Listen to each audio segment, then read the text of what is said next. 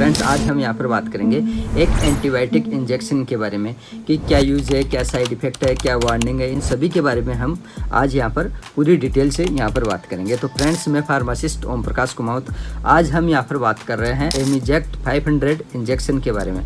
इसके अंदर 100 mg भी आता है और 250 mg भी आता है और 500 mg भी इंजेक्शन आता है, लेकिन आज हम 500 mg इंजेक्शन के बारे में बात कर रहे हैं। अगर इसके कंटेंट की अगर हम यहाँ पर बात करते हैं तो इसके अंदर एमिकासिन 500 mg इसके अंदर कंटेन आता है। और लोकल एरिया के हिसाब से अगर आप चाहो तो इस ब्रांड के अंदर, इस साल्ट के अंदर यानी कि बहुत सारी कंपनियों के आपको यहाँ पर मिल जाएंगे एमिकासिन इंजेक्शन। ये मैंने एक कंटेन का नाम दिया एमिकासिन, जो ब्रांड नेम है वो एमिजेक्ट है, जो यहाँ पर एल्केम लेबोरेटरीज लिमिटेड कंपनी का ये आता है। लोकल एरिया के हिसाब से आपको बहुत सारी कंपनियों का मिल जाएगा एमिकासिन 500 mg, जैसे सिप्ला है, रैनबेक्स है, वोकार्ड है, फाइजर है और डॉक्टर रेड्डी है। ये बहुत सारी ऐसी कंपनियों का आपको बाज़ार में मिल जाएगा। मोनोपोली कंपनियों का भी आपको बाज़ार के अंदर मिल जाएगा एमिकासिन 500 mg इंजेक्शन। इसकी अगर कंपनी की बात करते हैं तो कंपनी के बारे में मैंने अभी बताया ही है कि Alkem laboratories private limited company का ये आता है और ये 500 mg के अंदर आता है और 2 ml इसकी वायल आती है, ओनली फॉर 2 ml आती है।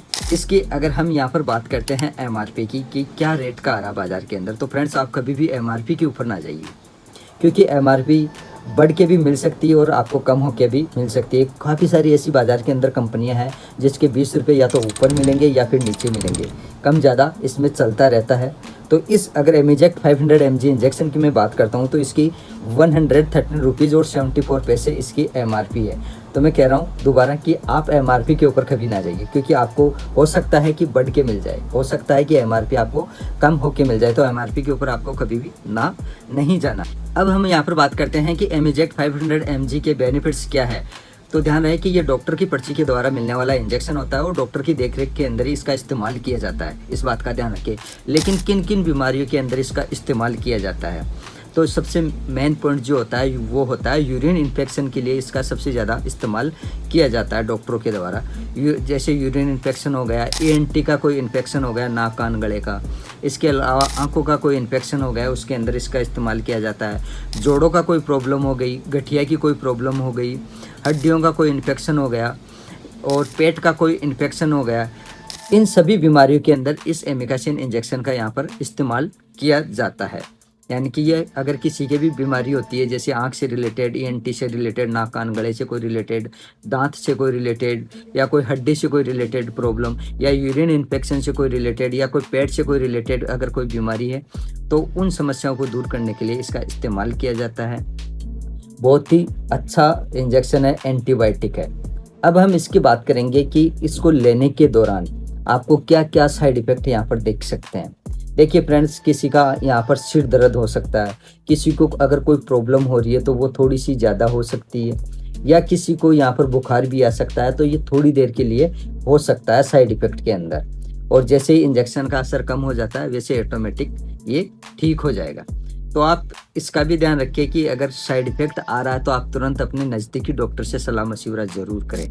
अब हम इसकी डोज की बात करते हैं, तो डोज क्या क्या होती है। देखिए फ्रेंड्स, अगर हम यहाँ पर डोज के ऊपर आ गए हैं तो डॉक्टर क्या करते हैं कि मरीज की कंडीशन, एज, वेट ये देख के और मरीज की क्या प्रॉब्लम है उसकी कंडीशन देख के यहाँ पर रिकमेंड करते हैं कि 3 डे, 5 डे, 7 डे, 10 डे कितने दिन लगना है।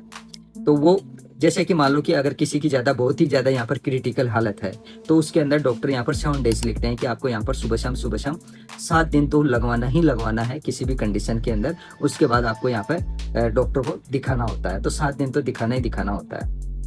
इसके अलावा सुबह शाम दिया जाता है। BD इसकी डोज होती है, सुबह शाम 7 दिन तक लगता है। एडल्ट के अंदर ये 500 mg लगता है और बहुत ही ज़्यादा एडल्ट होते हैं, जैसे कि 60+ और 70+ होता है। उसके अगर मान लो कि जल्दी रिकवर करना है और बहुत ही ज़्यादा क्रिटिकल है तो डॉक्टर यहाँ पर 750 mg भी रिकमेंड कर सकता है और 1 ग्राम भी यहाँ पर रिकमेंड कर सकता है। मरीज की कंडीशन के ऊपर डिपेंड होती है वो प्रॉब्लम। अगर बहुत ही ज़्यादा क्रिटिकल है और डॉक्टर को लग रहा है कि 500 mg से कुछ नहीं होना है, डायरेक्ट 1 ग्राम या तो OD लिखेंगे या BD लिख देंगे, वो डिपेंड करता है एज पेशेंट के ऊपर। तो डॉक्टर ये कंडीशन देख के भी यहाँ पर रिकमेंड करते हैं। अब हम बात करते हैं कि किस व्यक्ति को यहाँ पर एमिकासिन इंजेक्शन नहीं लेना चाहिए। तो फ्रेंड्स, सीधी सी बात कहूँ, अगर किसी व्यक्ति के यहाँ पर कोई ड्रग एलर्जी है तो उस व्यक्ति को एमेक्सासिन इंजेक्शन नहीं लेना चाहिए, अपने डॉक्टर से सलाह मशवरा जरूर करना चाहिए इसके बारे में। इसके अलावा अगर कोई महिला के यहाँ पर डिलीवरी हुई हो या प्रेगनेंसी है तो वो अपने यहाँ पर पर्सनल यानी कि चिकित्सक से सलाह मशवरा जरूर करें। इसके अलावा किसी के अगर कोई दौरे की मेडिसिन चल रही हो या कोई पैरालिसिस की कोई मेडिसिन चल रही हो तो वो भी अपने डॉक्टर से सलाह मशवरा जरूर करें कि मेरे ये प्रॉब्लम है और ये मेडिसिन चल रही है, क्या इस दौरान ये मेडिसिन मैं ले सकता हूँ। तो ये चीज़ें आप डॉक्टर को ज़रूर शेयर करें। एक बार जब भी आप अपने डॉक्टर के पास जाएं तो अपनी पूरी बात उनको शेयर करनी चाहिए कि मेरे पिछली प्रॉब्लम ये थी, इस दौरान डॉक्टर ने ये दवाइयाँ लिखी थी और ये दवाई आज तक मेरे चल रही है। काफ़ी लोगों के यहाँ पर दौरे की दवाइयाँ परमानेंट चलती है, बीपी की भी चलती है, डायबिटीज़ की भी चलती है। तो उस दौरान इन चीज़ों का आप छोटी छोटी चीज़ों का आप ध्यान रखिए जब भी आप अपने डॉक्टर के पास जाएं। तो फ्रेंड्स मैंने यहाँ पर एमेक्सासिन इंजेक्शन के बारे में पूरी डिटेल से बताया कि क्या यूज़ है, क्या साइड इफ़ेक्ट है, क्या वार्निंग है, क्या रेट का आ रहा है, क्या डोज होती है, इन सभी के बारे में पूरी डिटेल से मैंने यहाँ पर आपको शेयर कर दिया। फिर भी आपके मन में अगर इससे रिलेटेड कोई सवाल है, कोई मन में क्वेश्चंस है तो आप मेरे को कमेंट बॉक्स में कमेंट कर सकते हैं, मैं आपको इसका जवाब छोड़ दूँगा।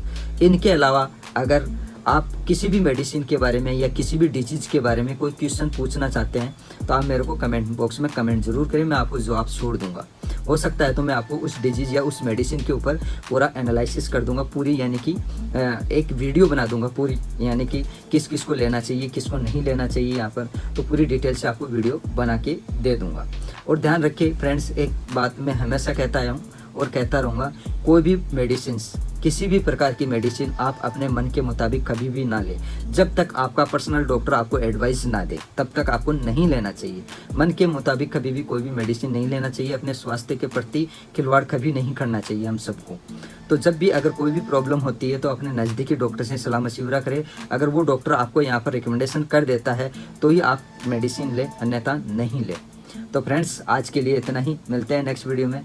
तब तक के लिए बाय बाय, जय हिंद, जय भारत, वंदे मातरम।